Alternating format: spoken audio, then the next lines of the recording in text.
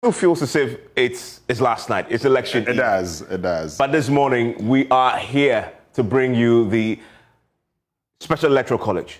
We call it the Super Delegates Conference of the NPP, and it is live here on your election headquarters.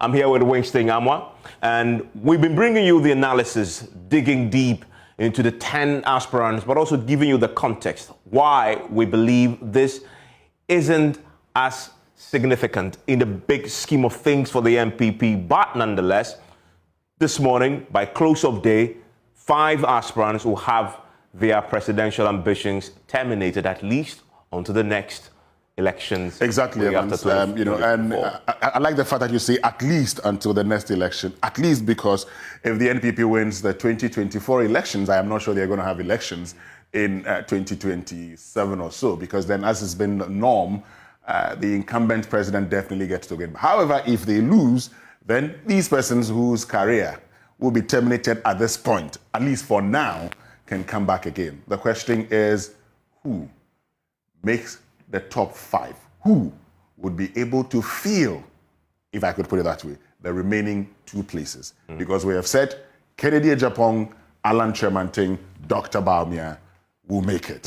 And that has been our prediction yesterday in terms of the top 3, in no particular order. Exactly. Right, in no particular order.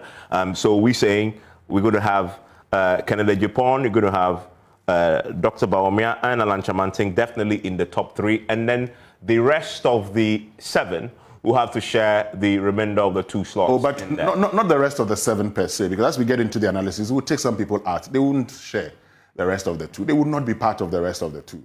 It becomes dicey if you want to. I don't think that my very good friend Kojopoku would make it. I'd be surprised if he makes it. Again, I always give the caveat that anything can happen in elections, but I don't think Kojopoku can make it. I don't think that's what you believe. No, I think that you believe that he is. No, he's not going to make it. He's not going to make it. No, he's not going to make it. So for him, we just cross him. You cross my uncle Kofi Kunedu Apreku. I don't think he's going to make it too. Okay, so you want to cross him out? Yes, then I cross. You also want to cross my uncle Kofi Kunedu Apreku out. Okay.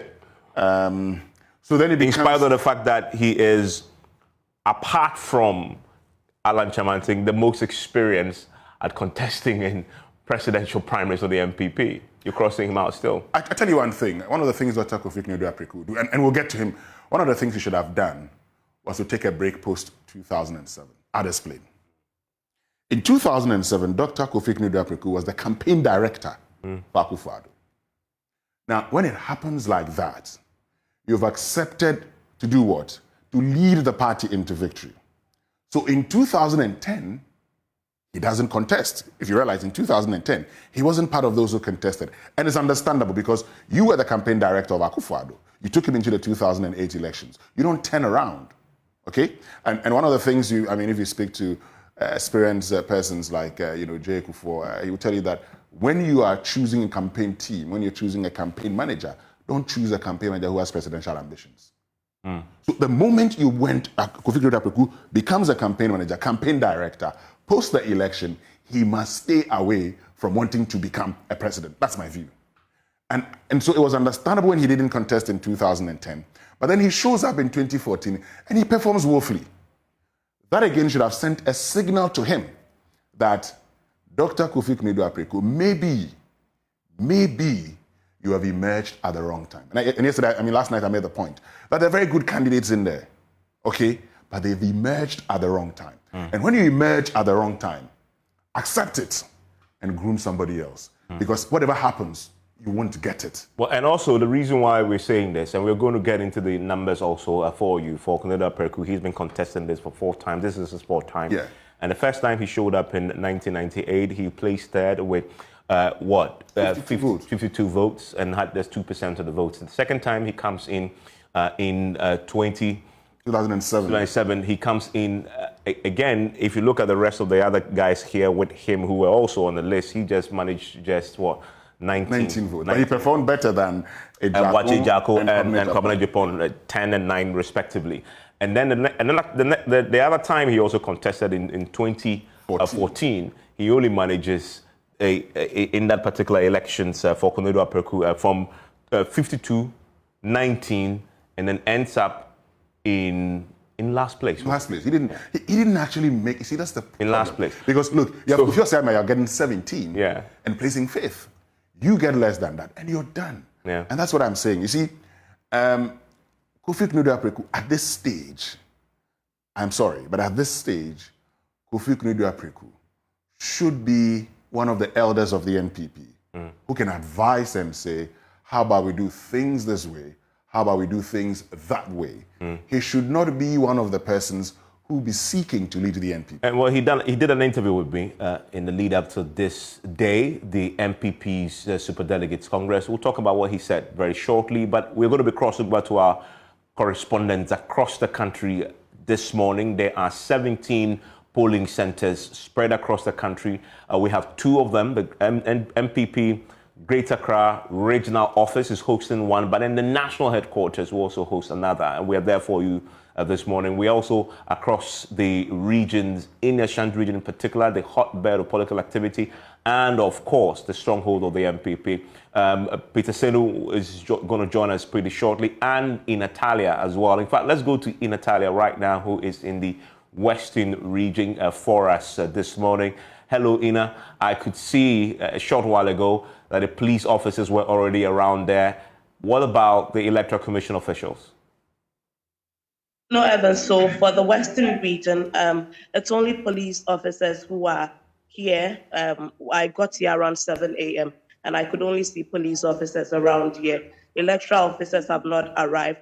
But as we know, we are expecting 46 delegates to be voting this morning. These 46 delegates are made up of 17 constituency chairperson, 17 regional executives, 1 founding member, and 9 members of parliament. And so for now, that is what is happening here at the center at the Takoradi Technical University. And you say that, but the polling we know starts at 9. The EC officials aren't on the ground with materials yet. You clarifying? Yes, Evans. EC officials are not here. It's only police officers who are around as of now that we are talking. And we expect this to be a pretty swift vote, are we not? Sure, Evans. I mean, they shouldn't be dragging at all when they're considering there's a small number of people. Yeah, just like I've indicated. Winston. But Natalia, have you seen any of the delegates, showing up? What's been, the activities prior to this particular event? For instance, last night, did anything happen? Well, Winston, for instance, Abna Kwala, who is very known by the NPP party, had organized women here to have a prayer and fasting section for Dr. Mahmoud Baumia. For her, she believes that he is the sure bet for the NPP in the coming election. And then there have been series of delegates coming to meet party executives, party members. For instance, I can also talk about the fact that Dr. Mahmoud Baumia was in the region. He had a tour of the region, something they say Baumia Connect and all that. So there have been series of engagements. Kennedy Ejapon has been in the region, among other delegates who have been meeting delegates to speak with them. So for the Western region, it has been quite busy prior to this election today. And finally, we know that one of the aspirants, Joe Gatti, Member of Parliament for Eskadeketen from the Western region, what have the people been saying about Joe Gatti? The delegates, I mean. Well, Winston, if I can just be as frank as possible, for the Western region, you would mostly hear Dr. Baumia's name on their mouth. Joe Gatti, little has been said, but when you go to his constituency, he's the Member of Parliament for Eskadeketen, you see a lot of them saying that they believe so much that if he's given the nod, he can perform some magic in our economy, he can do better. And so, in as much as you don't hear most people talking about Joe Gatti, few people are vowing for Joe Gatti to be part of these 5 today. Ina, thank you very much. And Ina makes a point that you also touched on when we're building up yesterday into today. The Joe Gatti factor. This is his home region, and yet Ina tells us that he's not making as much of a strong showing in terms of talkability leading into today? Yeah, he's not. And I mean, that's surprising. But of course, it's to be expected. It's to be expected because Joe Gatti is not a front runner in this election. And that's the reality. Joe Gatti's had his own issues. Joe Gatti's decided he's not going to be, going back to Parliament in 2024. You've seen people 2024. You've seen people showing up wanting to take his seat. It's not like it was in 2014, where at the time we had a lot of people talking. And that's him, by the way. Joe Gatti. A smart wall behind us right there. Showed up in 2014, got 22 votes, for instance, in the super delegates. Then he steps down. He withdraws from the race, even though he had made a top 5, and throws his support behind Anadu Dankwa Akufo-Addo. But unfortunately now, he's not really in the fray. The thing, however, is that he's going to be voting because he's a member of parliament. And so he's going to be there. He's also from a constituency. He has a chairman. I don't know whether his chairman is going to vote for him or not. But by now, I expect Joe Gatti to have been able to, for nothing at all, should have been able to speak to the delegates in the Western region. And so, other constituencies that are very close to his, for instance, the Secondary constituency, Kwesimintim, Efia, as well as Takrady. I know that the Western Regional Minister, who is the Member of Parliament for Takrady, also supports Dr. Bawumia. I know that the Member of Parliament for Efia, Joseph Kujo, also supports Dr. Bawumia. I know that Andre Japamesa, who is Member of Parliament for Secondary, also supports Dr. Bawumia. I do not know whether they've been able to convince their chairpersons, but if Joe Gatti can actually do this, and he has a good showing in the Western region, if he's able to get, 1 or 2 more, he probably could do that trick. And talking about Joe Gatti, in times when we've had these conversations, for instance, he's talked about how he cuts across. He's the candidate that cuts across. He's going to tell you about how his father is actually from Winneba. Okay? His mother is from Isikado, but the mother's father is from Osu.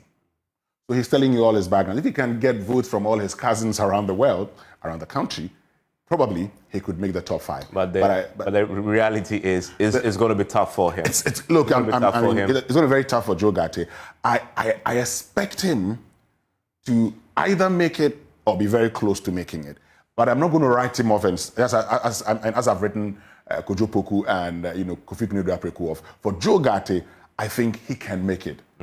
And also, to put it in perspective, he was possibly one of the first people I heard shortly after the 2020 elections on the radio station somewhere in the Western region declaring that he wants to run for president. Yeah. He was in there very, very early, laying down his ambitions for now. So he's had time to nurse this and to come back. As you see in 2014, he did this. What will happen if he doesn't make the top 5? And the question that will be constantly having to engage is that question. If you don't make the top 5, what do? Do you join that alliance that Boacheja talked about and back somebody in the top 5 going into November? And all of them will have to weigh up those options. And they have been meeting from all the conversations that we've heard, with the exception of Bawumia indeed. All the others have been meeting, trying to analyze and come to the conclusion, who do I back? Who do I form an alliance with if I am not in the race going to November? Even in November, if it goes into a runoff, what happens? And then after the conversation around establishment candidate versus non-establishment candidates, and that is how they're going to play the game if it comes to it. Hold that thought. I know there's a lot you want to say on that, but I want to come to Peter Senu, who is going to be joining us right now from the Oti region. Well, of course, there's voting this morning also. We'll get that for you. Hello, Peter. Hi, Evans. Good morning. Great to have you joining us this morning for this special coverage of the NPP Super Delegates Congress. Tell me, what's happening where you are? We're still an hour and 30 minutes before voting actually starts. Have you seen any activity around you? Well, Evans, at Dambaye College of Education now, and there is absolutely no activity here except these 2 agents you see behind me, who are agents for Dr. Mahmoud Bawumia. And so that is what we can report that is happening here. Apart from that, no security, no other regional party official is here, nothing whatsoever at the Dambaye College of Education, where we expect about 30, not about 30 exactly, delegates to come cast their votes today in the Super Delegate Congress for the NPP to cut down the number from 10 to 5.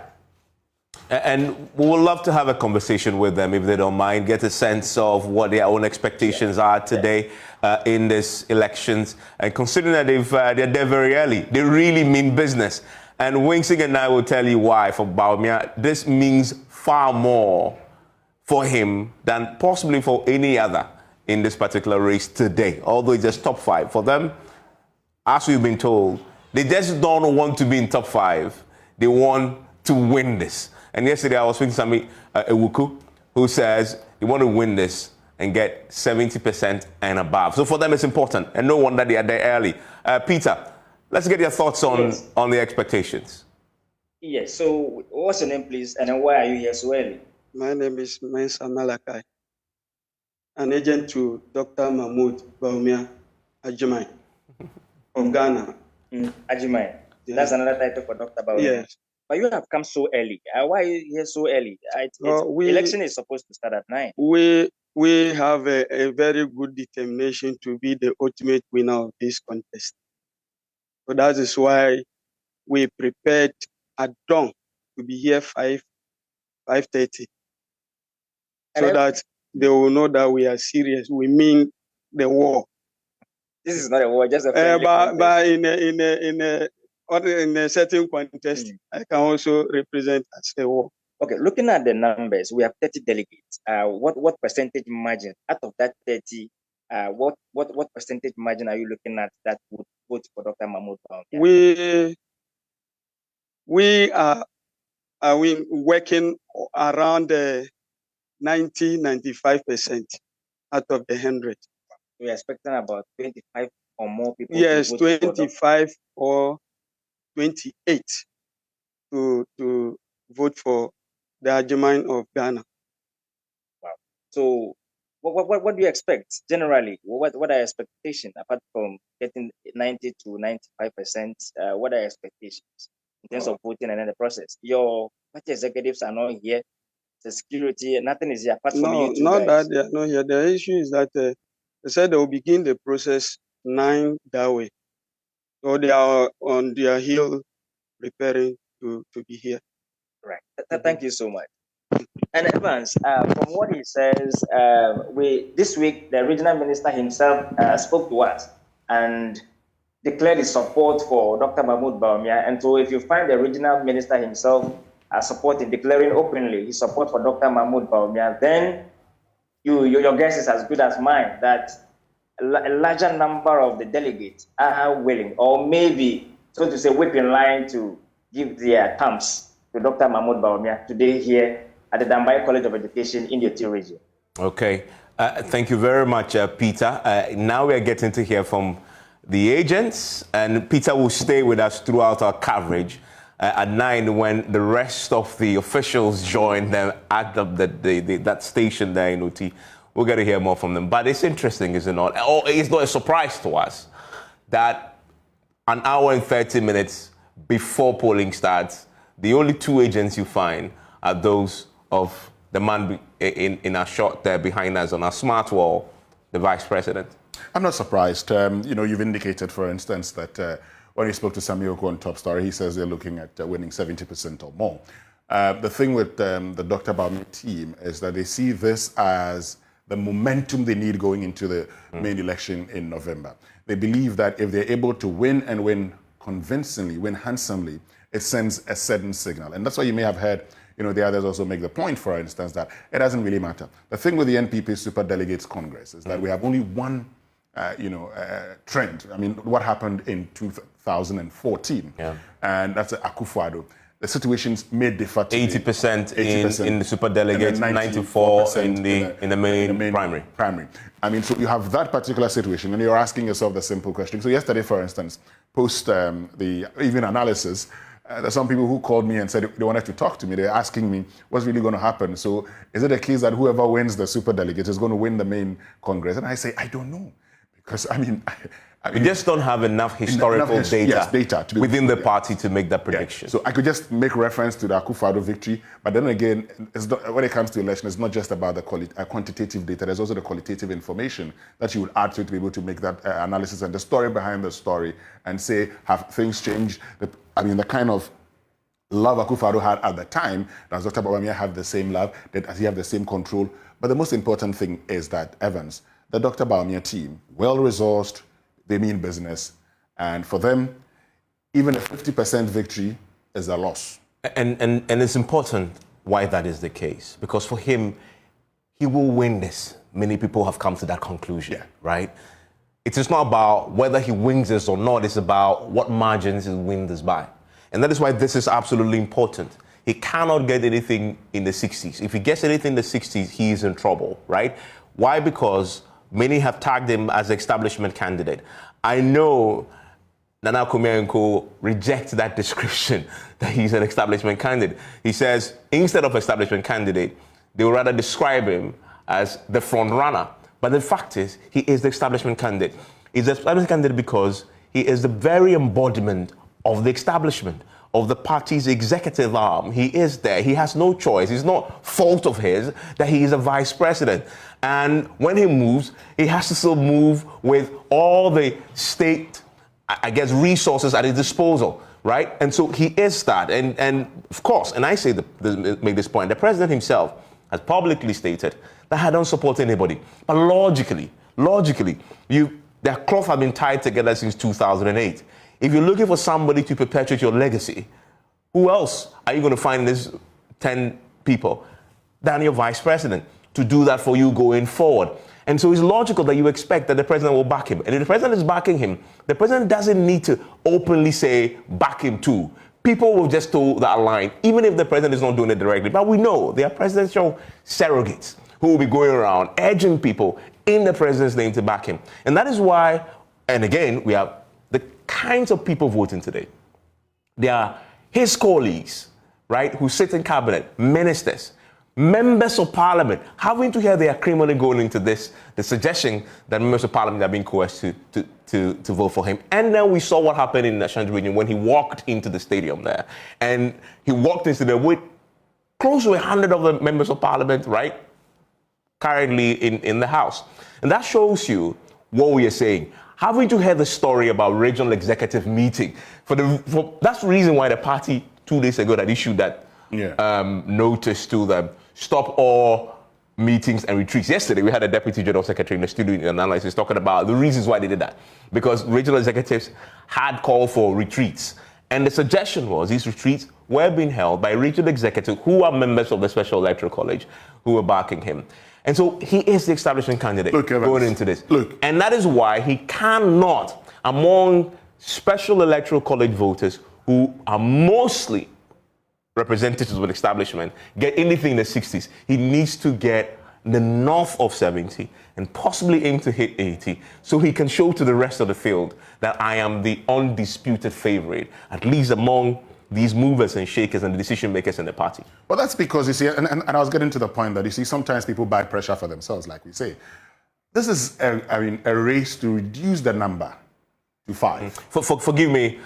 Let's go to the party's headquarters now. Samuel Mbura is joining us right now because this is the national headquarters of the party here in the Greater Accra region. I'm distinguishing that because there is also a second voting center just for the Greater Accra region, but the national headquarters also has a center there, and that's why we can find Samuel Mbura joining us right now. Samuel, we've been at least 2 of the voting centers in Winston and in Oti. Very little activity, but this is the national headquarters. This is where the results will be declared. Is there any activity with just over an hour to go?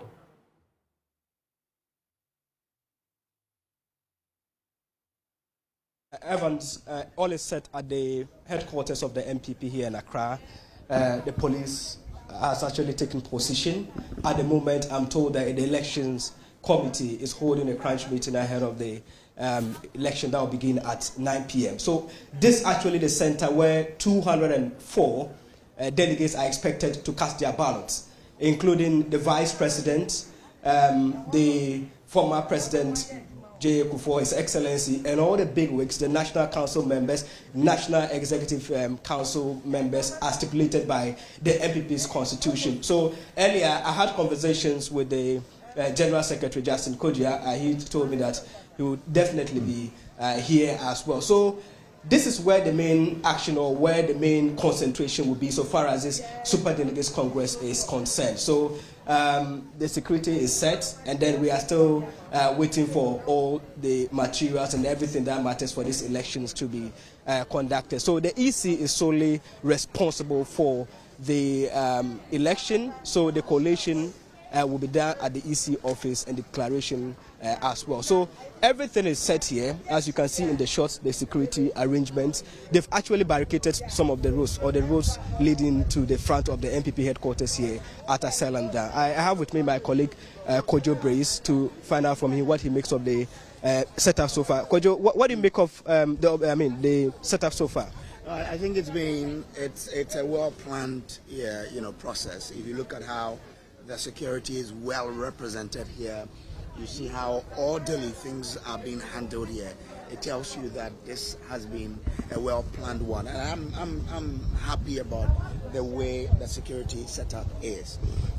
We are yet to gain entry into the headquarters itself to really understand what's happening there, but we understand that the elections committee is in a meeting currently, and so we expect that in about some few hours time we'll be giving, or some few minutes we'll be giving a brief as to how the whole thing is going to happen. But really, everything here tells that they have really prepared for this. Right, so we know very well that these top party members are supposed to come and cast their ballots here. Let me just run you through the list of those who are supposed to go through here. We have the national executives. There are 24 of them. The ministers are 7. We also have So the national executives here are 24. The ministers are 7 coming to cast their ballot. The national committee chair are actually 2. We have the special organs of the party as stipulated by the constitution, 9 of them. External branches, 80. National Council of Elders, 33. Then past officers, there are 40. Directors, 9, making a total of 4 coming to cast their ballots here. So I'm told that the vice president will be here by 10 a.m. to cast his ballot. So what are your expectations so far as this is concerned? Well, I expect that the process will go as smooth as possible. The only thing is that we heard that today no candidate will be allowed to campaign, right? Yeah, exactly. I'm shocked how a car just came by, blowing horns and singing the praise of one of the candidates. I overheard the police personnel say they have tried to stop him, but he didn't. So I think it's something that the party would have to check. Else other candidates may want to try, and if they do, it won't probably spell well for this. But I expect the party to have a smooth process, and that everything will go according to plan. At the time they said they would end voting, they will, and they will know what the way forward. But from what I've seen, I think we would have a smooth process so far. Yeah, so we know that the party is not allowing any Congress on this voting day, but we still have the pictures of the aspirants on the wall of the party headquarters here.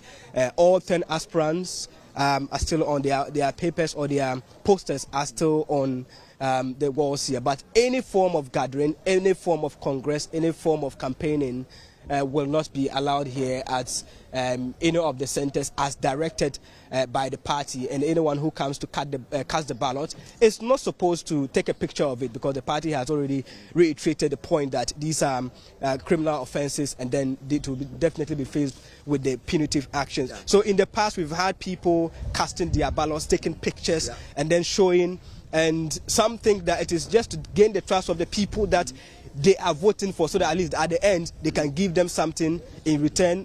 Some see that to be vote buying and all that. What do you make of that? Yeah, I think that is a good measure. The thing is, voting is secret, isn't it? Exactly. That's what we all know. So why do you have to take a camera in there to take a photograph of your vote? And that's why I think every party would have to say, we don't entertain that. So this is a good thing. That don't take your camera in there and take a photograph of your thing. I mean, someone has pledged allegiance to a candidate, and to show loyalty and evidence of me going according to my words, they would want to take photographs. But that's not needed, and that's why the party says we will not allow. So I think it's a measure in the right direction. Don't take your camera in there to take photographs. As part of the directive, no private security is allowed here. private security is allowed, and we have all seen that. Since I came, I've not seen private security, though the dignitaries are yet to arrive, but I've seen that the police have taken control. Yeah. You think that that is a measure that needs to be enforced, because we know that ministers will be coming, and those who qualify under the National Council's committee coming to vote, they have special security as well. What do you make of that as well? The security, measures are to be handled by the Ghana Police Service. And that's what the police has done. So they just have to allow the police to do their work. So I think this is also a step in the right direction. Allow the police people who are trained to do this to handle it. I mean, anybody who will come here, whatever the situation will be, the police have the requisite training and experience to deal with it. And you can see for yourself how they have, marshaled the personnel here, how they have positioned themselves. It tells you that really they understand their work. So it's good that they allow them to do their work. All right. Okay, so Evan, so like I said, everything is said here. We are waiting for the time to start the election here at the headquarters of the NPP. But what I can say is that everything is in place, and then in the next 1 hour, we should be expecting the voting to start. Thank you very much, Samuel Mbura and Kojo Brace, two of our reporters on the ground there at the party's national headquarters, which also is hosting a voting center.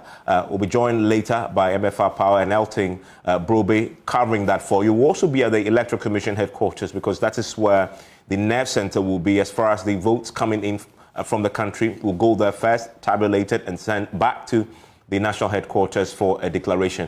We'll get to Kumasi pretty shortly, but something caught your fancy when we were talking to Samuel Mbura and Kojo Brace. Exactly, Evans. We've been talking about, these posters still over there. You'd actually, I mean, you make a simple point. On the day of elections, particularly at the party's national headquarters, the party can actually clean its wall. Okay, they could do things at other places. I mean, I'm not sure they're going to do it, for instance, in the other voting centers, because these are not party offices. And so if they're not going to be doing it in other voting centers, the party should be the foremost place to set that particular thing and say, we're not going to allow this. So when you have a rule that explicitly forbids campaigning at voting centers. So the party should have cleaned its wall, and so today you don't see this there. I mean, when we spoke to Mustafa last night, he talked about, Haruna. Last night, he talked about how, they are still in the process, they're still going on. I expected this to have been done long ago. Yeah, in fact, he suggested that because of our conversation overnight, they could have done it. They could have done this overnight. They could have done this, clean the wall. It's still not too late. Before the people show up, the party should clean its wall. You don't need to go to the party's headquarters to go and vote, and you're seeing, candidates having their posters and billboards all around, That's still campaigning anyway. It is campaigning. Let's go to the NPP's stronghold of the Ashanti region right now. I want to bring in now Nana Yaojima, who is standing by for us right now in a place that we expect to be, again, keenly contested. It has the biggest number of special electoral college voters, and for good reason. This is where they get the bulk of their votes in national elections. And as we've been analyzing yesterday, it is a key place to watch for Alan Chemanting. That's his home region. And Dr. Bamia would like to make inroads in there as well. That is more than 100 delegates voting there. Nana Yaojima, is everything set in this always keenly contested area for the NPP?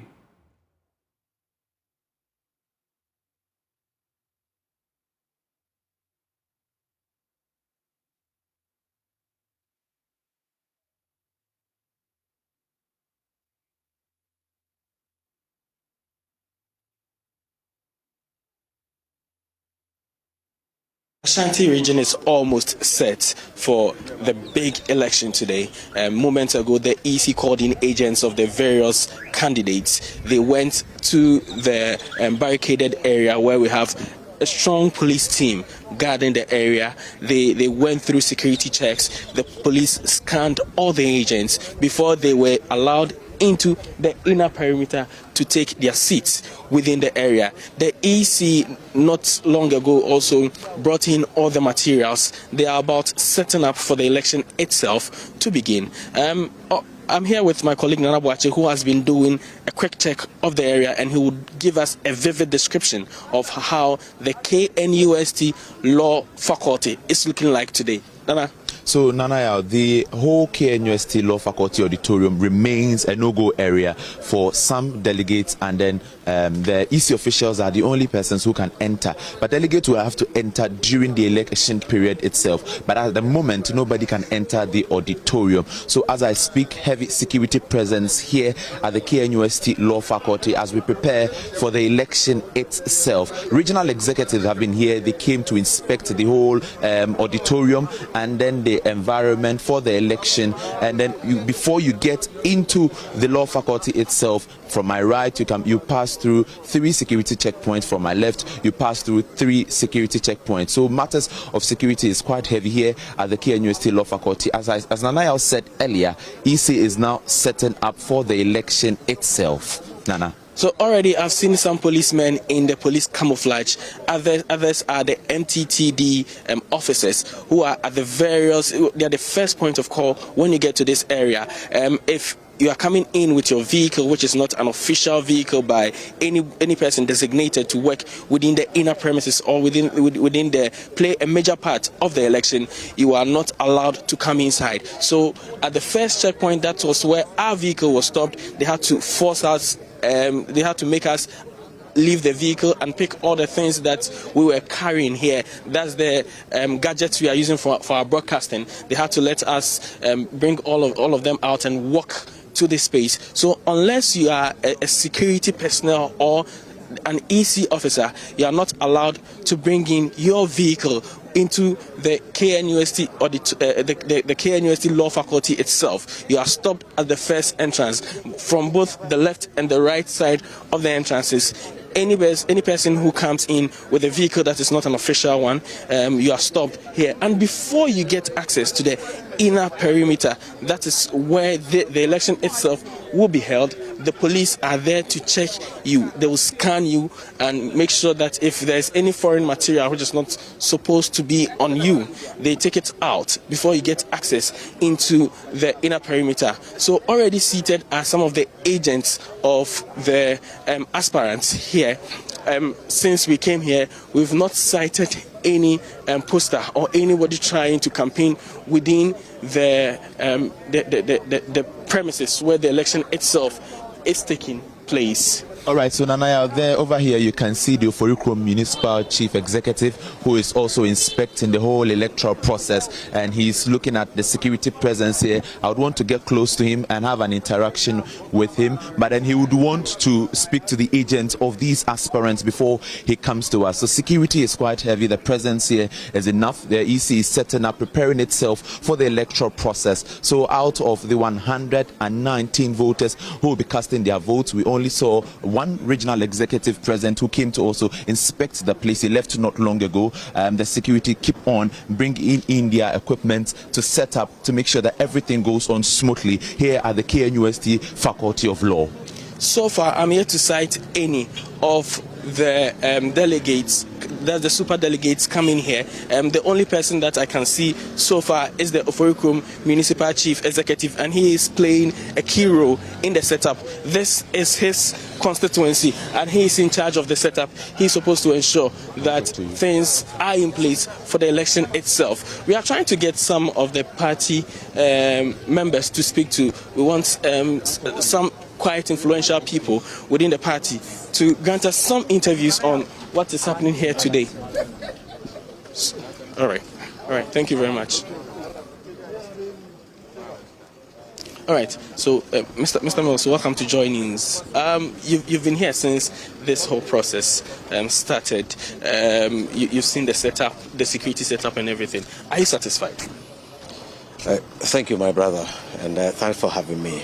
Yes, from whatever I've seen around since I came here this morning, as you've already alluded, I'm very, very satisfied looking at the security arrangement, right from the first point, the second point, and even the inner circle, how the security arrangement is made. I think it is really, really excellent, and I wish that by the time we finish the whole process, there wouldn't be any, issue that should be contentious with regard to security arrangement.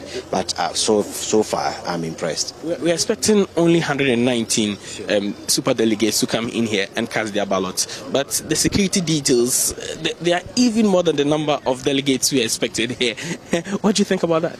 Well, it is only proper because, as we said in our Kan language, and I'm not doing if it should take 10 or 15 security personnel to protect one life, I think there's nothing wrong with it. And I wish that across the country we'll see the security details or security arrangement going on like that.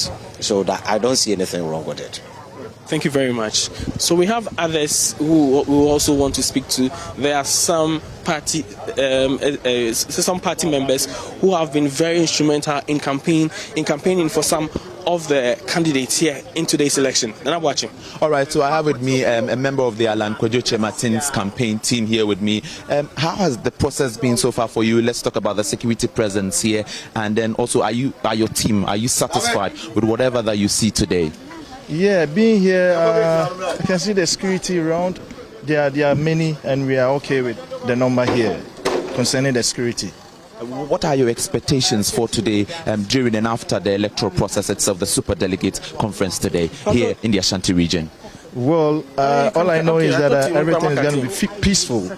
Concerning how things are arranged here, things are going to be peaceful. And I know we are here for selection and not election. We are here to select 5 out of 10. So definitely it will be peaceful. All right, so he's expecting the electoral process for the Super Delegate Conference to be peaceful. And let me take over you closely. Let me take you closely to what is going on here. The security are making sure that everything goes on smoothly here at the KNUST Law Faculty. So we can see the police arriving with some shields to help them ensure that they are at their maximum best here at the KNUST Law Faculty. Over to you, Evans. Nana Yaljuma, thank you very much. And no wonder the Ashanti Regional Center is having a flurry of activity right now. Even more activity than the national headquarters. Yes, Evans. A lot of things. This is the Ashanti region. Minus the national headquarters, is the largest center. Okay, with 119, and as you stated, you understand the party has over 40 constituencies. So there are 40 constituencies in the Ashanti, 47, and so you have 47 chairmen coming in, about 42 members of parliament. If you look at foundation members, so it gives you a lot of numbers in the Ashanti region. Even ministers, the regional minister himself is going to vote in the Ashanti region, and it's one region where a lot of the candidates have lineages too, for instance. Okay, so you're looking at Alan Kwadwo Martin. And that's him on your screen there. You're looking at Kojo Poku. You're looking at Dr. Kofi Kunidu-Apreku. You're looking at Kwabene Japong. You're looking at Efri Yakoto. That's 5. And then you're looking at even Boache Jakon, whose father is from the Ashanti region. Yeah. Okay, so a lot of them have, they could trace their lineage to the Ashanti region.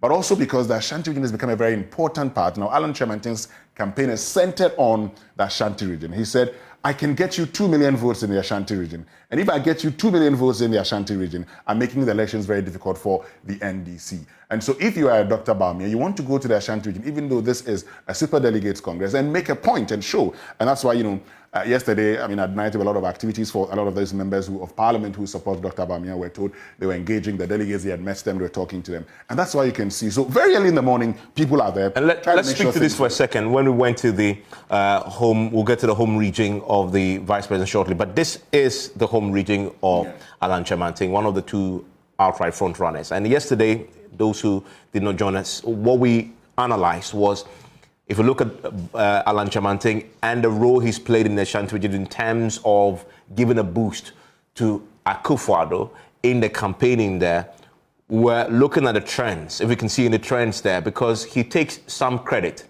for some of the work that is done in the Ashanti region in election years and campaigning on the ground, because the Ashantis, obviously, those from the region, they know tribal lineage is very important to people there. Politics. And in 2007, when he lost to Akufo-Addo, Ashanti region dropped by 4.5 percentage points in the main elections. And that is significant, right? Yeah, it is. Also because of the acrimony surrounding it. Also because of all this conversation about he has resigned, he hasn't resigned and all that. And the view in that concern that in that statement he wrote about people supporting him being victimized and being sidelined, people obviously appear to have reacted to that in his own region and didn't give the party as much in 2008 elections when they went in there, dropped by 4.5%. And why is this important?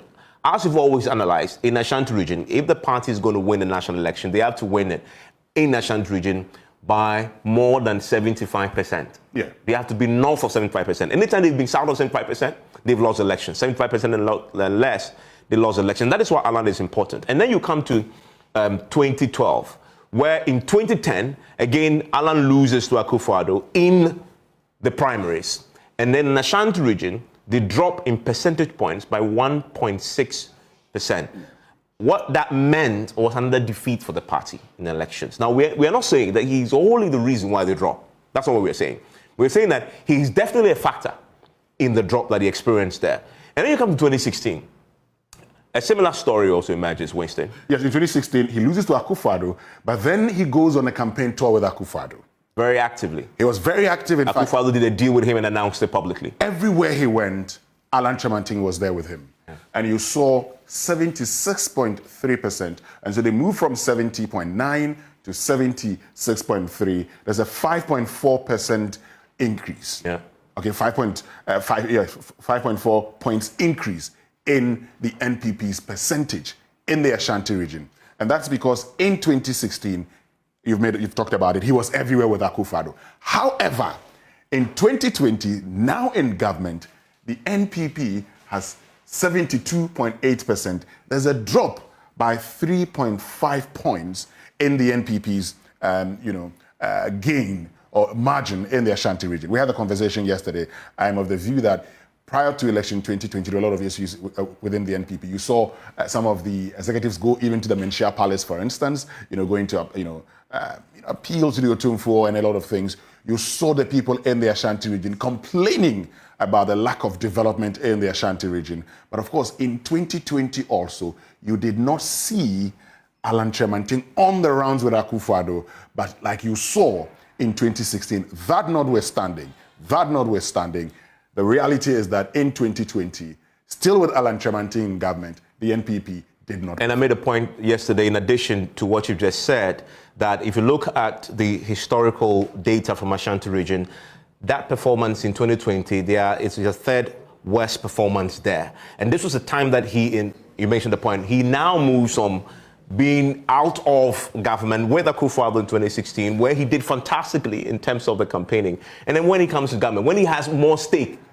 in the race now, because now you are in it, the collective fortunes of the party in government, sustaining it, would have benefited him too. Exactly. Right? And yet, he fails to deliver that. He fails to deliver and actually delivers the third worst performance in that region. And so you can make the point also. Now, the other point or the other aspect of the argument is this. So in 2016, when he goes around campaigning, the NPP is able to increase and have 76.3%. But in 2020, when he's not seen with Akufo-Addo campaigning as he did in 2016, the NPP goes down. Of course, he still would take the blame because you are in government. It is expected that you play. But it's actually a conundrum, right? That when before you came into government, you were active in the region. And then now that you've actually been, Akufo-Addo keeps his word to you, gives you the position he promises you, then you take your foot off the pedal in a place they need you the most. But that definitely raises questions. And there are many people who have criticized him and said he hasn't done enough when the party needs him the most.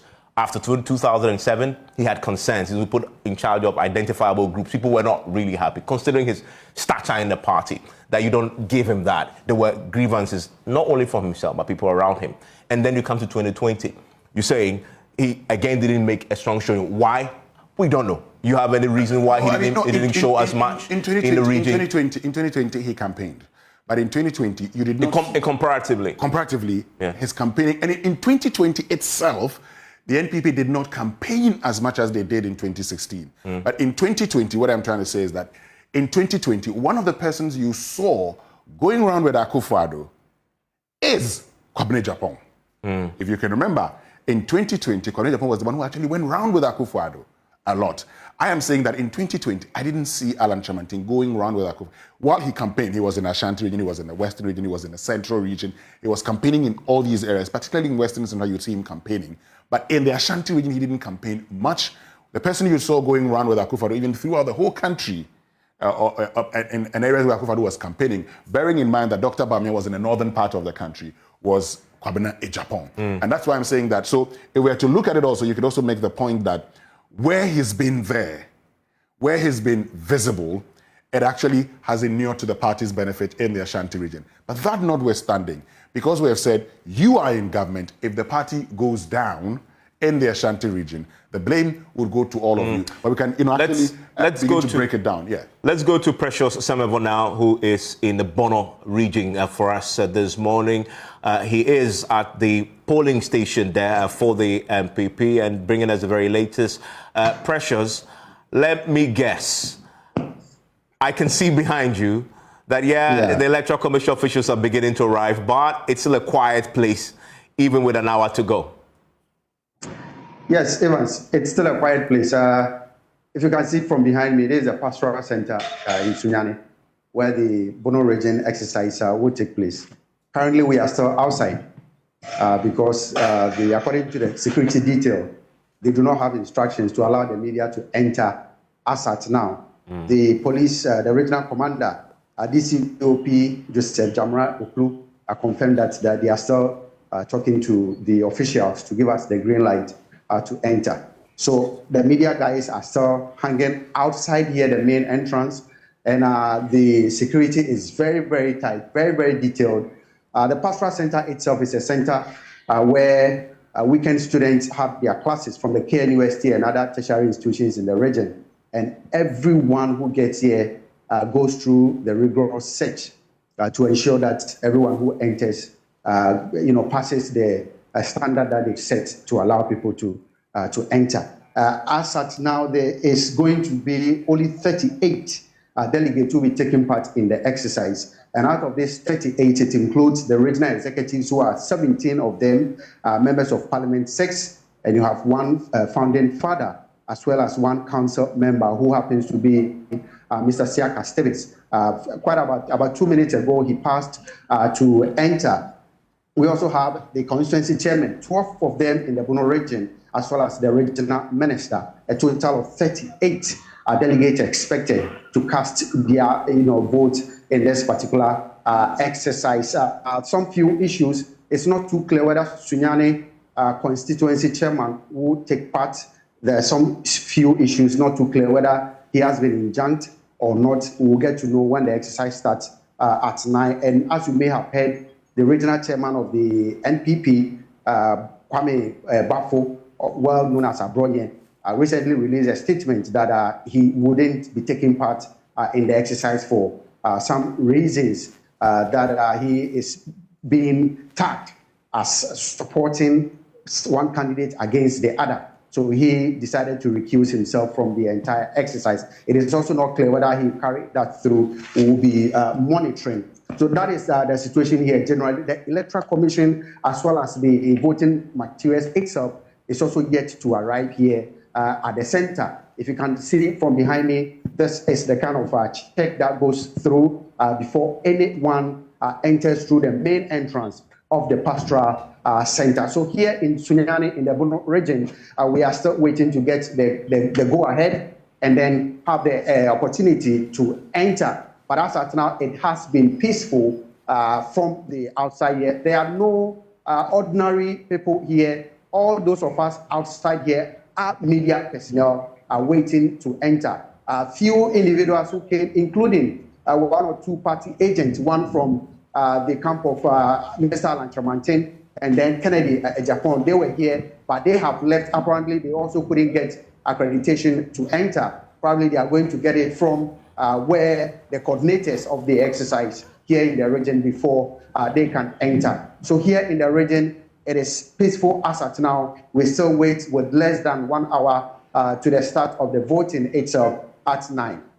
Thank you very much, Precious. I want to take you to the Upper West region now.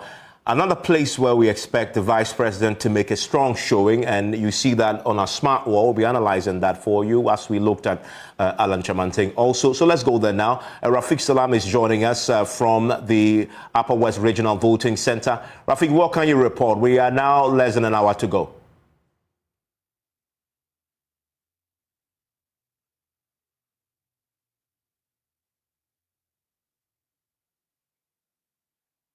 Rafiq, you're on mute. Please unmute yourself. Okay. Less than an hour for us to go for the real voting. We are currently at the School of Business at the Simon D. Ndombo University of Business and Integrated Development Studies. Activities here are not all that in a rush. I've seen the Electoral Commission from 20 minutes ago came with the ballot boxes and other few items, but they are also on their way to the Wa police station to bring the ballot papers. And so it's almost certain here, but I'm going to see the delegates who will be taking part in this election. We are talking about 32 delegates in all, 17 regional executives, 11 constituency chairmen, 3 member of parliament, and then also a council member for the region who happens to be the Upper West Regional Minister, Dr. Hafiz bin Sali. So it's almost set here, but I've seen some few interesting things here. I've seen some of the agents of the various aspirants, and one key person who is the agent of Kennedy Ajapong, Kennedy Ajapong, the Assam South MP, is a former football chairman, Kwesi Nyantakyi. He is the agent for Kennedy Ajapong. Kennedy Ajapong. Rafiq, many people will be interested in that story again of Nyantakyi returning to his home region, I believe. Exactly. To represent Kennedy Ajapong. Have you managed to have a word with him? Official, but we have some friendly banter, and then we joke and laugh over issues. But officially, I have not been able to speak to him, but he's the one who is the agent for Kennedy Ajapong. Okay, and that is significant indeed. And Rafiq, we'll see how this develops. But what some of the agents are telling me is that it's not about winning the Super Delegates Conference. They want to be part of the system. They want to make the 5, and that's what they are easily looking for. And one happens to be a former MP of the Sisala East constituency, Ridwan Abbas Daud. He's telling me that it's not about winning this contest, but being part of the 5. Okay. Rafiq, thank you very much. We'll return to that, but let's pick up on the point that he just made there. The former president of the Ghana Football Association is the agent for Kennedy Ajapong in the Upper West region, his home region. Yes. And we saw when Kennedy Ajapong went to pick forms, and even when he went to file the forms, it was the former GFA president, Kwesi Nyantakyi, who went with him that day. It was a rainy day. They walked through the rain with their supporters, hand in hand, and went in and filed. This bond has developed, but it developed from the Anas and Remy Anasis, who watches the watchman, and they became very close. He became the defender-in-chief of the former GFA president. He is returning the favor. Politics is about loyalty and alliances. He's keeping that loyalty. He is showing, he's paying back that loyalty that the Kennedy Ajapong showed him at the time when he was at his lowest point. Exactly, and I mean, you've talked about a very important thing. Politics is about mostly loyalty, and so for Kwesi Nyantakyi, this is the time to pay back. I mean, you've talked about how he was with Kennedy Ajapong, even in his court cases and the contempt issues, defamation cases. He's always been with Kennedy Ajapong, and so I am not surprised that he's there. I wouldn't have imagined that he would ever be Kennedy Ajapong's polling agent, but based on their kind of history, I'm not surprised that he shows up there. Okay, I want to stay in the northern area. I want to go to northern region to be very precise. I want to bring in Martina Bugri, who is joining us from the northern region, another very important place. And when we're done with that, I'll tell you what Baomir's story is in that part of the country, because that is largely his home region as well. Martina, what's the story there this morning with just a few minutes to go? Before voting starts, by the way. Please unmute. Not allowed to go into. What in the region by your media?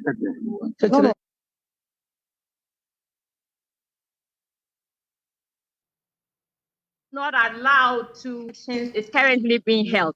And so all those who have come are at the entrance, the main entrance leading to the place. Martina, I lost you at the beginning. You're saying that people are not being allowed into the voting center?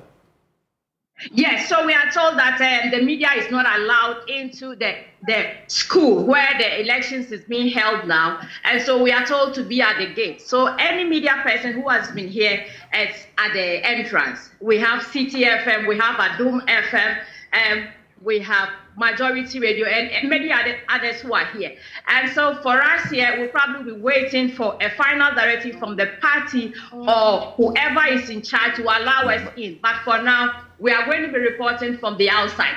For now, I have also seen that the Electoral Commission has been escorted with their materials inside the school where the election is going to be held. There is a barricade here where people are scanned before they are allowed into the compound where the election is held. But for now, we are at the entrance. Thank you very much, Martina. I want to go back to the party's national headquarters, where my colleague Samuel Mbura is having a conversation with the Director of Elections of the party, Evans Nemako. Will not come to us. We've left it in the hands of the Ghana Police Service. And we know, looking at the caliber of delegates for this special electoral college, we are talking of our Council of Elders, our foundation members, our members of Parliament, National Council members, National Executive Committee. These are senior echelon members of the party. So expect the best today. So how many people, for the purpose of emphasis, are supposed to come and cast their ballots here? The headquarters will have a total of 203 delegates voting. In all, we have 956 delegates, and it's cast across the country. So headquarters, we are expecting 203. Ashanti region, we are looking at 118. There are other regions we are looking at 29, 50, 48, and that strength. But in all, we are having 956 delegates for this special electoral college. Should we be expecting the president, the former president Kufuor, all the bigwigs of the party coming here to cast their ballots? We expect all National Council members to cast their vote. And what is your message so far as Congress? You indicated that no Congress today is concerned. What do you have to say? Do you think that they are strictly going by it with the information you are getting across the country and here? Arrangement we put in is that this is going to be a walk-in voting. We've communicated that to the rank and file. Aspirants have appreciated this arrangement, and so when people walk in, they've gone through the checks, the protocols, they'll cast their vote and leave. When it is 1 o'clock, the EC will close the polls, we'll do the counting, we'll transmit results to the EC headquarters, we'll have collation done at the EC headquarters, and then final declaration of the first 5 will be done at the party's headquarters. So have you met the agents of these aspirants yet, or you're yet to do that? Elections are going to take place in all the...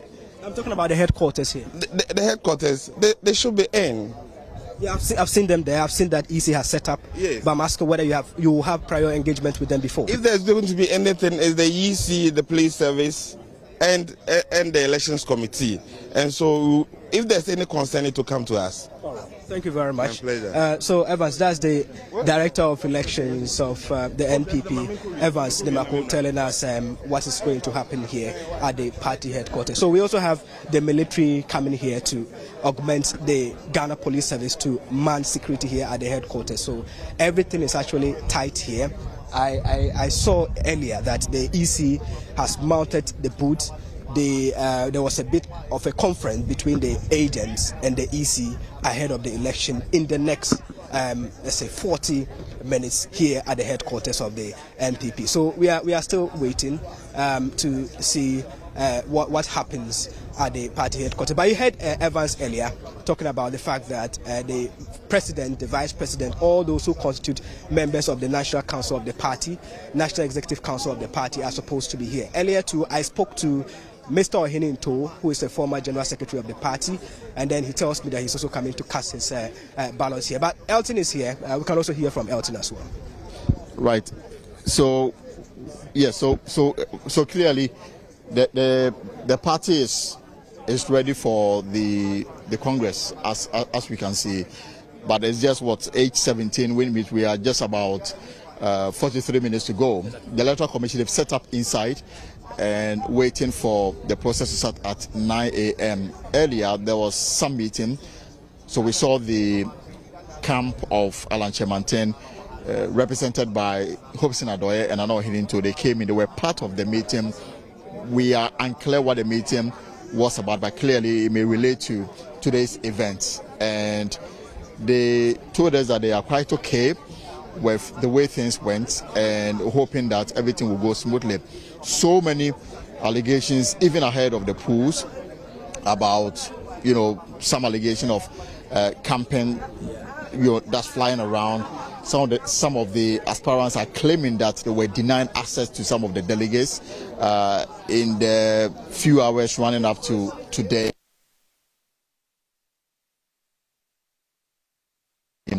That transparent and free, even though they are optimistic of making the first 5. At this stage, it is safe to say that you will hear all manner of allegations depending on who you speak to and where the allegation is coming from. But we are just a few minutes away from the start of the program. It is from 9 a.m.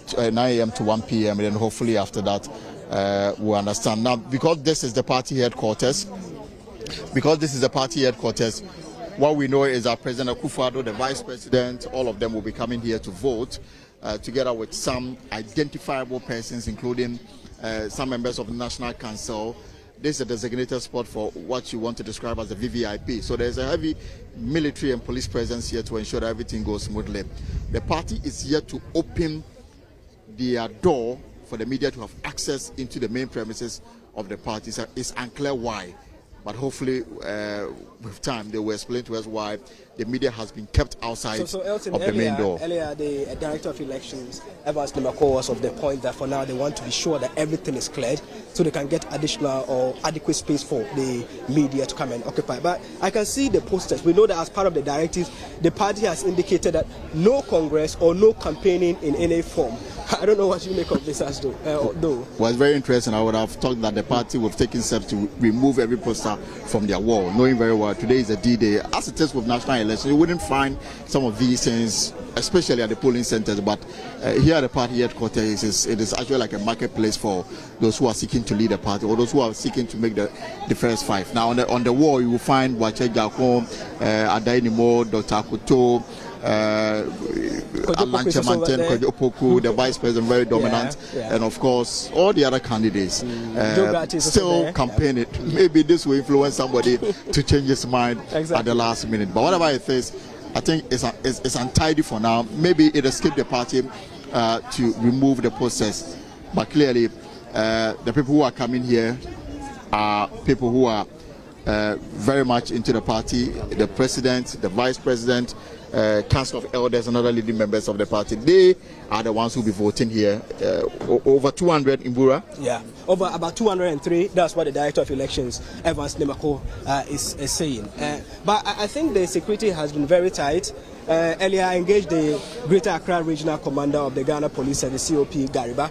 He wouldn't disclose to us the number of men they have deployed on the ground, but we've seen that we have adequate men around. The military are also here to ensure that the security is tight. Even when Evans Nimako arrived here, because they didn't know him, they had to come towards his car to ask for his credential before they will allow him and all that. Yeah, I mean, we've seen how the security has been beefed up. We've seen military men who have also been deployed here. I mean, you understand that because the president and the vice president are expected to be casting their vote here, then that sort of, security beefing up is expected, and that's why the military men have been deployed there. So really, I think the party is leaving nothing to chance. They want to be prepared for anything that will happen here, and because the two gentlemen will be here, the place has to be fortified, and that's why I think you see a lot of these military setup. But look, the security is really up and tight here, and it's something that we should applaud them for. So I don't know if you have further observation, Elton. Well, so for those who are watching us on JoyNews and of course on Joy 99.7 and all affiliates, and then worldwide around at myjoyonline.com, this is where you want to keep your dials, and of course this is where you want to stay tuned, because we have every angle covered. And in the next few minutes, the action will actually start, and we're going to see how it's going to pan out, because this is very instructive in the sense that it is a morale booster contest, if you like, ahead of the November 4 National Delegates Congress of the party, where then you're going to have over 200,000 people come to vote. This is like 3% of the fraction, 3%. Now the November will have over 200,000.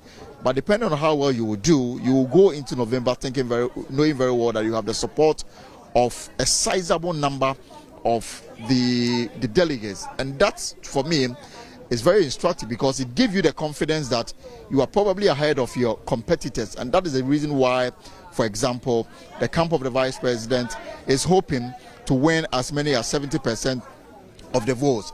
Now the camp of Alan Chemanten are also hoping that they will make a strong showing, and then also the other camps, Kwabene Japan, Dr. Akutu Afie, all of them hoping that they will make a strong showing to give them the comforts, or better still, the morale to go to the November election. So Evans and Winston, we're here. Very soon we're going to start the program. Apart from Evans, I have not come across any leading member of the party here. The aspirants and their delegates or their representatives a while ago concluded a meeting with the leadership here, and then of course they told me that everything is set, everything is okay, and they are hoping that the process will be free, fair and transparent. The Electoral Commission is also set and ready to have the election underway. So this is what is happening here now. Not much apart from the many security personnel who are here, far outnumbering those who are coming here. So it tells you how serious the IGP, or better still, the state security is taking this matter. Very much, because that is a place where we're having the president and the vice president all voting, and so security indeed has to be tight. I want to quickly bring in right now Maxwell Kudeko, who is standing by for us right now from the Eastern Region Voting Center. Hello, Maxwell. What's happening there? Hi, Evans. It's been an on and off drizzling morning here at the Koforidua Senior High Technical School, where the Special Delegate Conference for the Eastern Region, NPP, is happening. I got here before 7, and around that time, we had quite a number of security personnel here manning the venue. There are about 2 or 3 checkpoints. That's the main checkpoint before you get to the center. The security is quite tight here. Not too long ago, I saw these visibility personnel on motorbike patrolling the campus of the Koforidua sector, and then also other policemen, those who are not in uniform and those who are not also in uniform here. The main attraction center, the main polling center, is a restricted area where if you are not accredited, you cannot enter here. We are told that 81 delegates are expected to participate in this exercise, and the 81 delegates comprises of 25 members of parliament, 17 regional executives, 33 constituency chairmen, 3 council members, 2 founding fathers, and 1 minister here in the Eastern region. Not too long ago, the officials of the Electoral Commission arrived here with electoral materials, and then they've started sorting the materials. I've seen quite a number of agents for the candidates. I must say that right from the entrance of the Koforidua Technical University to the main center, that's the polling center, there is no single candidate who has his posters or banners here. The only poster you can see here is a notice of pool that has pictures and information of the various aspirants. So presently, the officials of the Electoral Commission are sorting out the materials and then also checking out that everything is intact with the agents or the various candidates. I have seen quite a number of a few members of parliament appearing here as agent for one candidate or the other. Dr. Mahmoud Baumia is being represented by a former member of parliament for the Sum constituency, Mr. Ransford, Japan. I think he's the first NPP member of parliament. And then also the parliamentary candidate for the Akwatia constituency in the 2020 election, Mr. Enes Yakume, is also an agent for Dr. Mahmoud Baumia. I've also seen the former member of parliament for Nkoko constituency, Mr. Eduse Piasa, who is called Okechi. He is also representing Mr. Alan Kojo Chiramatin. I've seen other agents also representing Mr. Adenimbo and the other candidate. Presently, they are sorting out the materials with the Electoral Commission, hoping to start ballot at exactly 9 o'clock. I've not seen any of the regional executives here, or mostly the delegate. None of them have showed up here, but the agents are here trying to sort things out. This is a very calm atmosphere. The security presence is very, very tight here. Chief Superintendent Nia is in charge of police operations in the Eastern region. So I've just come across Mr. Okechi, the former member of parliament for Nkoko. As I said, he is representing Mr. Alan Kojo Chiramatin. Honorable, so far, officials of the EC just arrived. They are going through the materials. Are you okay with the arrangements? Again, everything. Let's join this, please. Oh, for now it's okay. I don't know what subsequently may happen, but for now I think I'm quiet. The place is serene, a lot of security people around. So I think I am okay for now. You are very much okay. Yeah. No foul play, everything. We've not started. We've not even started. Oh. So if there will be foul play, it will manifest itself when the process starts. Events leading to now has been fair. Oh, so far so good. Not 100%, but well, in any human institution, you don't expect 100%. But so far, I don't think there's not much cause for alarm. What are we expecting at the end of the post today in the Eastern region? In terms of total arrangements, results? Oh, I expect it to be very nicely conducted, very friendly conducted. We are a family. We are not fighting. Even if it was an NDC MPP affair, still we are Ghanaians. Much less that it is a family. And that's the Eastern Regional report there at the polling center there is about to start in 30 minutes. I want to bring in quickly from the Volta region, also joining us, Fred Kwame Asari. And Fred, we just had the report from the Eastern region. This is a Volta region, stronghold of the opposition in DC. I'm curious, what's the situation in that part of the country? Well, Ivan, everything here in the Volta region is calm, I should say. We are here at the Reverend Bishop Conin Center at Sokodi, Lokwe, where the Super Delegates Congress would be taking place. I am told 41 delegates would cast their ballots here at the center here. We have 2 ministers, 2 founding fathers, 2 national council members, 17 regional executives, 18 constituency executives who would be participating in the elections here at the Reverend Bishop Conin Center. I should say that security here is very tight. We have about 50 security personnel stationed here to ensure that there is a peace and the exercise goes on smoothly without any hindrance. At the main entrance, we have some officers stationed there who would check whoever is coming to the premises. I've seen that they've returned about 2 or 3 cars because they were not able to identify themselves and to state why they are coming to the election center. Before you enter the main hall, there's also some security officers there who would check you and then see your accreditation before they allow you access to the voting center.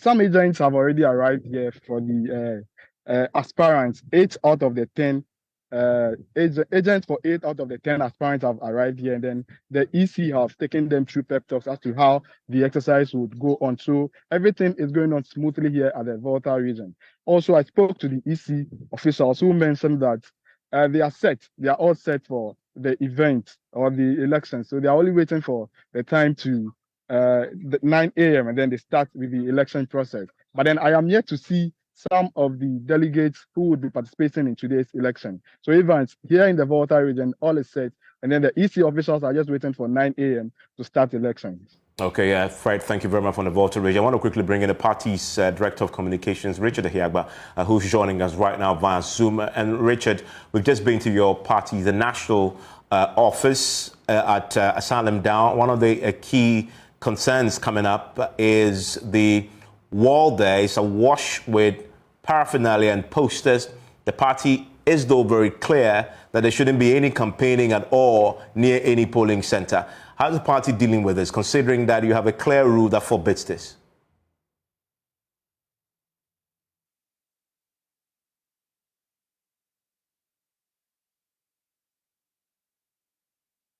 So I still can't hear you, Richard. Please unmute for me.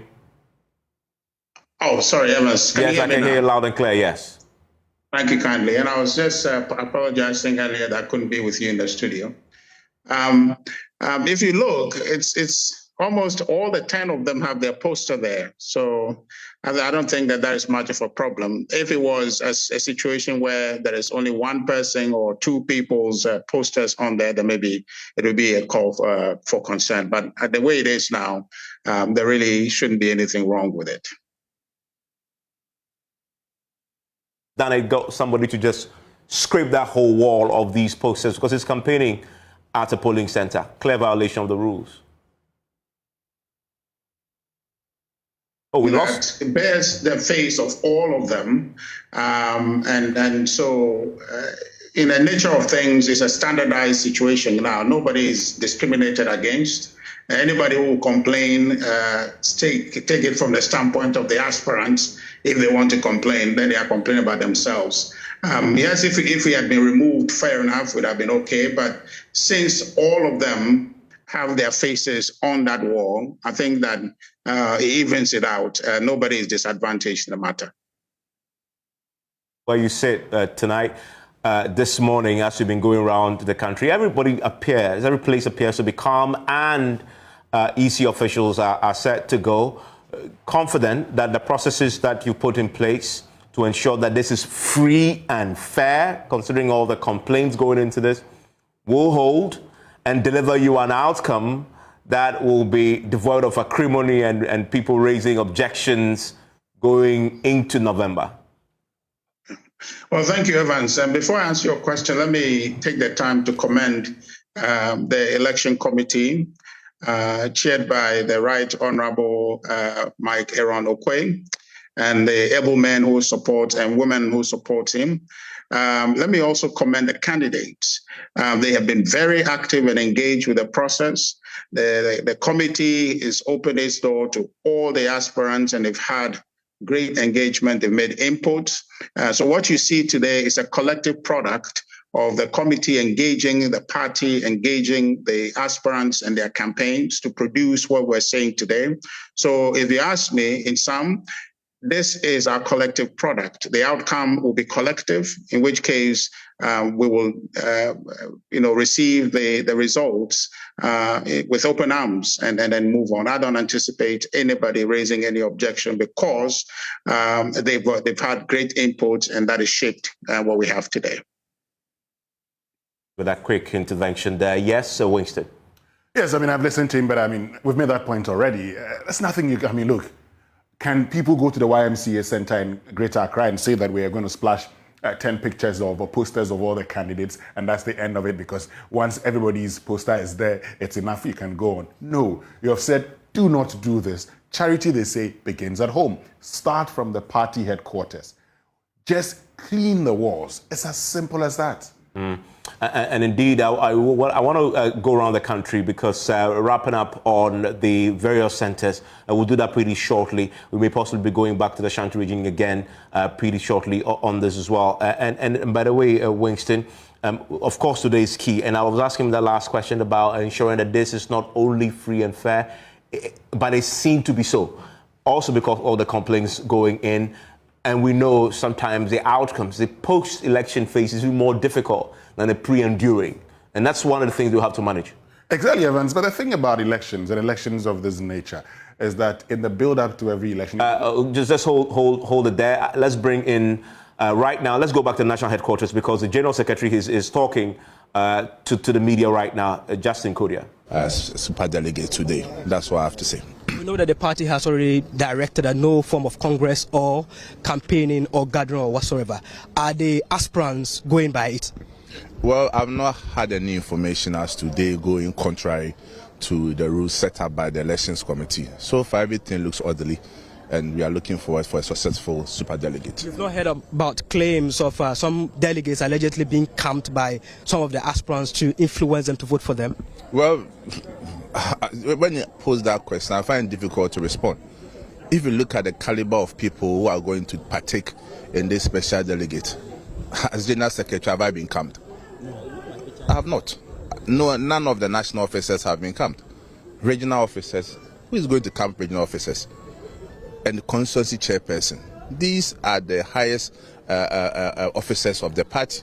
So I don't see how any of them can be camped. And who is going to direct them that they should go and be camped at a place? What is the assurance from you as the General Secretary that these elections will be conducted free and fairly? Well, so far as we have seen, there are no issues here. There is no manner of disorganization here. Everything is going on peacefully, and that's how we expect it to end by 1 p.m. So the President and the Vice and all the bigwigs of the party should be here in the next 1 hour to vote? I can tell you that the President will be here by 9. And by what time are you closing the polls? Are you going by the 1 p.m. directive? Yes, it starts at 9 and it closes at 1 p.m. And I'm yet to confirm from the elections committee, but ordinarily, no counting can be done before 1 p.m. Even if all delegates have voted. Every center should wait to 1 p.m. before counting begins. Through this medium, what's your message to all aspirants and delegates across the country? Well, we all need to be decorous.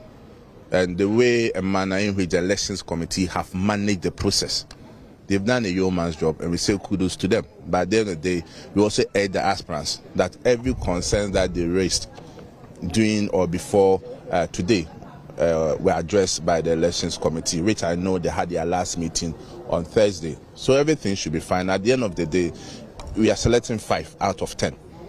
And it's not a question about this person has won, this person has lost.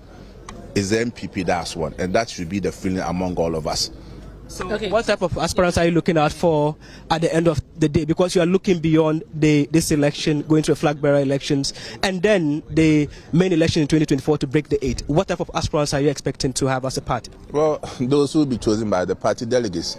Definitely the party delegates, they are delegates. And being a delegate means that you are there to represent the aspiration of the general party people. So any person who will be selected will be someone who resonates well with the rank and file of the party. General, you directed that there should not be congress or gathering or whatever form, but we've seen the posters of some of the aspirants here. Don't you think, the posters are still here? And what is wrong with that? Don't you think it can change someone's mind? I don't see how it will change my mind or any person's mind. It's elections, people campaign, people have posters everywhere. And there was no rule to say that they can't paste their posters here. There's nothing, they have not flouted any rule. Can you break it down for us? Some aspirants. So, Evans, that's the General Secretary, Justin Kodia, speaking to us. He has just arrived and is yet to get into the premises of the party headquarters here at NPP, the NPP headquarters. Thank you very much, Samuel Mbura, reporting from the national headquarters of the party. And Winston, let's go to the Shanti region because there's been an incident there. Some reports of camping and allegations already happening at the voting center. But of course, also in the Ashanti region, you have the former Director General of the Ghana Maritime Authority. Now, he's showed up there and is actually the agent of Kennedy in Japan. Let's go to the Ashanti. And Kwame Nanaya Aljuma is also joining us right now because he has that. Faculty of Law, and we've been covering the Super Delegates Conference of the NPP here in Kumasi. I have with me here the campaign manager for Kennedy Ohene Japan, and he's one of the 10 aspirants. Many tip him to be one of the 5 who will be today elected for the next stage of the contest. Sir, welcome to JoyNews. You are here in Kumasi, a whole campaign manager for Honorable Kennedy Japan in one of the regions. Any special interest in the Ashanti region? Well, Ashanti region is a stronghold of NPP. So we have interest here. We have interest in the region because this is where the party's base is. And as a campaign manager, I'm here as a delegate, and that tells you how important this election, in particular with this region, to Kennedy Japan. He believes in Ashanti region. He believed that the people will give him the victor in terms of numbers at the end of the day for today. So that's why I'm here as a delegate, to make sure that people are not intimidated, to make sure the right thing is done. So instead of me sitting in the headquarters trying to collect data, he says, go there and let them know that that's a replica of Kennedy Japan, and that is why I'm here. You've already been to the Ashanti region, touring the various constituencies in the region, trying to speak to the super delegates, get them to vote Kennedy Japan today. How was the campaign when you were in the region? You think that the Ashanti region will support Kennedy Japan as you were expecting? We are going to be showing very, very good numbers. Of course, we intend to win. If you go into election and you begin to say you are not going to win, or you're not, then you don't have to go. We are going to do a very, very good showing. A lot of people have toyed the idea around, oh, so-and-so will get 70, so-and-so will do 80. If all settles, if somebody gets 70-something plus, we should actually declare that he is the candidate to go. No, the Constitution is very clear. We are here not to select 5 or second or third, it's to select 5 people. I've said this many times. Even if somebody gets 100% of all the people, there will be a runoff 100 times until we get 5 people. The Constitution cannot be bent. So I've just said that I've seen a lot of people, very legal luminaries, talking about, oh, if so-and-so was to get 75%, then it in the party should let the person be the candidate. How could a lawyer talk like that? Unconstitutional. We expect that we are academicians and we are a party that keeps about talking about. It's so sad. This process will go on. We want it to be fair. The electoral committee of our party have done very well, extremely well, making sure that everybody is put into the right place. Everybody here will be treated like any other ordinary person. If you're a minister, you can't go in with a phone. If you are party, whatever, regional, whatever that has been going on in the past, here, everybody will be treated. I want to assure the people who are going to vote that they should go and vote whoever they want to vote, because they cannot be traced.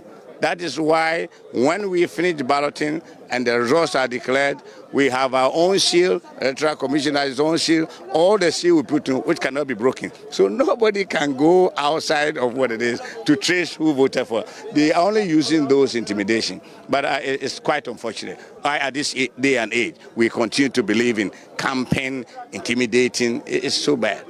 Do you have any information that some of these aspirants are camping some of the delegates, since you are talking about that? Well, I am saying that with certainty. Noda Hotel, it's owned by a gentleman from my own village, Asochin. People will come there. People will come there. Well, I don't want to. The people who come know that my job is not, but I saw people come. The name was not written, Kennedy Japan or whatever, but whoever did it, whether it's Ken or whatever, it's just wrong. We are in a different stage that our country should move on with civility. So I don't know whoever come them, but I saw all the party people coming there to sleep there overnight. And if people are in Ashanti region, living in Swame, Kwada, and they have to be given accommodation in Noda, which is outskirts, it's quite unfortunate. Some are traveling from Ejura Dumasi. I have said, people living in Tech, Swame, Kwadaso is what I am talking about. It's not from Dumasi as you are talking about. And besides, if they came in, why should they be kept somewhere by one particular candidate or rest of them? You think some of them were induced to vote in favor of these people who come them? Well, I'm not worried about inducement. It's a normal process in whatever size that people can do. What I'm saying is that in this day and age, by the advent of technology, which digitalization has been brought about by our Vice President, well noted and commended, we should use technology to discuss. We shouldn't be physically moving people into a particular place in order to deliver a message a day before election. But I'm just saying that any candidate, whoever did that, civility must prevail. We are beyond the age of that cannibalism, and we'll make sure that this election is properly taken care of. Finally, since you are optimistic of making it to the top 5, have you put percentage to what you may be able to pull, the votes you may be able to pull today? Percentages are putting up by people who actually don't know what election is all about. Even when Kennedy Japan was elected #1, people were, when you are #1, you'll be #1. I don't believe in omens. I am here to make sure that the right things are done, the process is properly done, and that's why as a campaign manager, I am the agent to make sure that the right thing is done. Once everything is done nicely, level playing field, everybody who loses will continue to support our party, and we will give it 110% to support anybody who wins. Thank you very much. So that was Mr. Owusu, who leads the Kennedy Japan campaign team in the country, across the country. Is the campaign manager, and here today he's an agent and also a delegate in the Ashanti region. Naya Juma, thank you very much, and thankfully we have Richard Ahiagba still with us. He's the party's communications director. Richard, a quick reaction to what you just heard, the allegations that some of the aspirants or people affiliated to them may be camping people in the Ashanti region. This is something the party explicitly forbid in a statement that was recently issued, as recent as 2 days ago. Is the party going to look into these allegations? Well, thank you, Evans. As you can see, my senior Kwame Owusu was very economical with the facts. He didn't give us anything beyond the supposition that he saw people going in there and saw people going in there being camped. And I don't think that that is sufficient basis for any investigation to be commenced. I am aware that as of even this morning, I spoke to a few people in Ashanti region seeking information about how things were going, and those people were talking to me from their homes. And so I am not quite sure, unless he has evidence that would suggest to us exactly what has happened and can mention who is the person camping them. Apart from that, I don't think that we should be chasing our tail. But he's giving you enough. Hasn't he given you enough to at least look into it? He's mentioned the name of the hotel. He says he knows constituency executives. He's mentioned some of the constituencies who were sleeping in this hotel overnight. I don't think I heard him mention. He talked about people. He mentioned constituencies. He also mentioned the name of the hotel. Yeah, but he didn't mention who the person is camping them. People are at liberty. We live in a free country. People are at liberty to go and sleep in a hotel if they feel it's more comfortable for them, so they can move to where they're going to go and vote the following day. That's quite excusable. I don't see. I mean, if we're talking about this, we must be looking at an egregious occurrence, right? What he's saying doesn't sound to me egregious. People are free to sleep in a hotel if that's what they choose to do. And if they themselves want to meet at a place, fair enough. But he hasn't provided enough cause for anybody to want to start an investigation. Otherwise, if anybody calls somewhere, we should chase and find out if it's a delegate or is an aspirant that is camping them. I don't think that there's enough evidence provided in that passing comment that indeed people are camping people anywhere. Okay, Richard, thank you very much. And Winston? Well, I mean, he was very categorical. He talked about, he's mentioned the hotel. He's actually, and Naya Jima asks a very important He also question. mentioned names of constituencies. Names of constituencies. He says, how are you? Because Naya Jima says people are coming from Seche Dumas, which is far away from Kumasi. But he says, you can't be coming from Kwadaso, Swami. Which is right there. Which is right there in and Kumasi. Go to the outskirts, actually, because... And go to the outskirts to go and sleep. And, yesterday we picked that information that, they were meeting delegates. There were some delegates who had another hotel. So he's mentioned it. I didn't want to mention the name last night, but he's mentioned it, so I can just go ahead. Now, as Kwame Owusu said, but we got that information. I mean, you and I, we got that information. Richard Ahiagba, but Kwame Owusu actually makes a point. And that's the problem. He says, well, this is something to expect in elections, as in. Okay, hold on. Let's get to the EC's Director of Elections now, Cyril Kwaku, speaking to us at the NPP national headquarters. So, as at now, our people are ready. By 9 o'clock, we'll start issuing out the ballots. So we have some filling of documentation that we'll do before 9 o'clock. Then when it is 9 o'clock, it is working. So it means that anytime you come in, you are allowed to vote. We are not going to be calling them because this is not a Congress. So it's like the normal election that you are used to. So you come in and you are issued with your ballot paper. The protocol is that before you enter the polling station, there's a police barricade. So one of the officers will be there. Then you look through the register, realize that your name is in before you're given access to the perimeter. Then when you go to the perimeter, you go to the polling station. The regional directors are in charge of all the 16 polling stations. So they will welcome you. Then they will send you to the polling station. Then at the polling station, as we do with the normal voting process, there's a assistant who is in charge of the register. So he will go through the register with you. Your name is there. Your name is ticked. Then you go to the next table. We call the person the inker. He will apply the ink on your left middle finger. Right. So that once that the ink is applied, then you are directed to the one who will issue you the ballot paper. The person will also fold the ballot paper, validate it, give it to you. You go to the screen. When you go to the screen, you make your choice. When you make your choice, you put it in the ballot box. After that, you go home. You are not staying here. It is when you are going to do the counting. The voting will end at 1 o'clock. And as we do for all elections, if it is 1 o'clock and there's somebody in the queue, the person will be allowed to vote. If there's nobody, we will assemble the agents, we will break the series, open the ballot box, do the counting, complete the declaration form. Then when the complete form is completed, our officer will date and sign. Then the agents who are available and to sign will sign. If there's an agent who is not comfortable with any of the issues that are taking place, he will then indicate that because of ABC, I'm not signing. You have that right. But if you don't have any, you are given copies of the results, then the regional data will announce the results per that region. Then he will snap picture of the results. Then he WhatsApp and email it to our head office. And at the end of the day, when all the 17 results are received, we will collect. Then we also declare the results. Then the agents will also countersign the final results. Then we'll move to the headquarters here to come and declare the results so that we know which people have made the top 5. So the process itself, the counting and the opening of the ballot will not happen before 1 p.m. If voting is done before 1 p.m. We are ending voting at 1, so nobody can open the ballots before 1 o'clock. Okay. What is the guarantee that?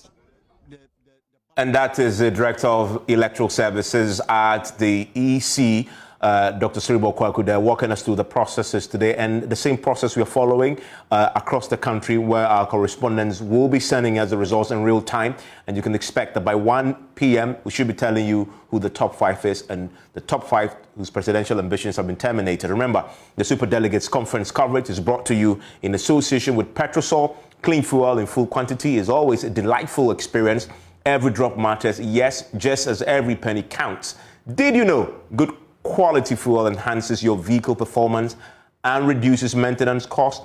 Take no risk. In times like this, all you need is value for your money. Look no further. Drive to the next Petrosol fuel station. Yes, Petrosol, your go-to station for accurate quantity of high-quality fuel. Be a happy customer. Fill with smiles, drive with smiles, and save more money. Petrosol, your clean fuel in full quantity. Petrosol, always a delightful experience. We're expecting a delightful experience for some of the aspirants. Of course. And a very terrible day for 5 more others.